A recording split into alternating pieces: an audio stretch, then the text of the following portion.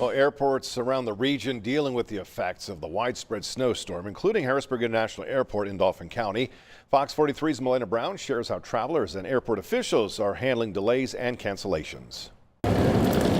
Traveling, especially catching a flight, isn't always smooth sailing. I have 2 delays now.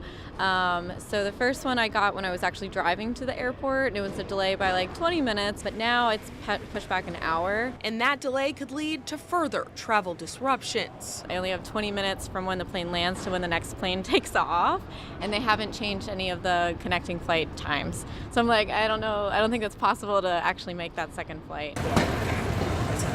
Shannon Mulfair is trying to get back to Denver, Colorado, where she lives and also works as a nurse and has a shift tomorrow morning. And while HIA is clear and ready for operations, other airports are impacting their schedules. Airplanes can be 5, 6, 7 cities in one day. So that means a plane will start here in Harrisburg, go to Philly, then go to, I don't know, Raleigh, back to Philly, back to Harrisburg. That's not going to happen. And that's a huge jigsaw puzzle to try and manage. All flights connecting Philadelphia and Harrisburg were canceled Monday, and several other layover locations are dealing with delays, decisions that are left up to the airlines. Our responsibility is to make sure the runways, taxiways, and roadways to get you to the airport and away from the airport are clean, and they are. Airlines make flight decisions on a case-by-case basis.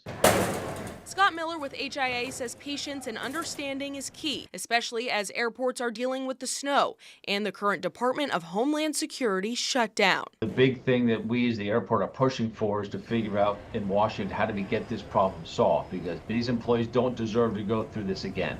They've worked without getting paid. They just got paid recently. Now they're going through this process again. And for now, passengers are hoping to just get to their final destinations. I'm gonna go see if I can find someone because there's no one down through TSA, through American Airlines that I can talk to. So I'm just gonna have to go try and find somebody and then go back through TSA. Melina Brown, Fox 43 News.